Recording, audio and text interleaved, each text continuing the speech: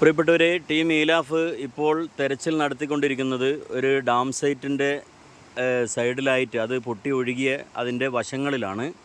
ഇവിടെ കോഴിക്കോട് നോർത്ത് ജില്ല ടീമും അതേപോലെ മലപ്പുറം ഈസ്റ്റ്, ആലപ്പുഴ ഉൾപ്പെടുന്ന മറ്റ് ജില്ലകളിലുള്ള എല്ലാ ഈലാഫിൻ്റെ പ്രവർത്തകരുണ്ട്. നമ്മോടൊപ്പം കോഴിക്കോട് നോർത്ത് ജില്ലയിലെ മേപ്പയ്യൂർ മണ്ഡലത്തിലെ സജീവ പ്രവർത്തകൻ കൂടിയായ ഈലാഫിൻ്റെ അമീർ സംസാരിക്കും.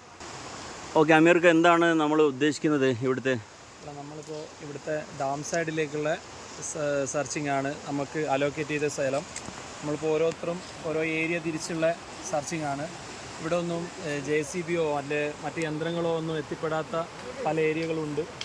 അതൊക്കെ നമ്മളാൽ കഴിയുന്ന രീതിയിൽ, കുറേ ലിമിറ്റേഷൻസ് ഉണ്ട്, എന്നിരുന്നാലും നമ്മളാൽ കഴിയുന്ന രീതിയിലുള്ള ഒരു സെർച്ചിങ് ആണ് ഇപ്പോൾ നടത്തിക്കൊണ്ടിരിക്കുന്നത്.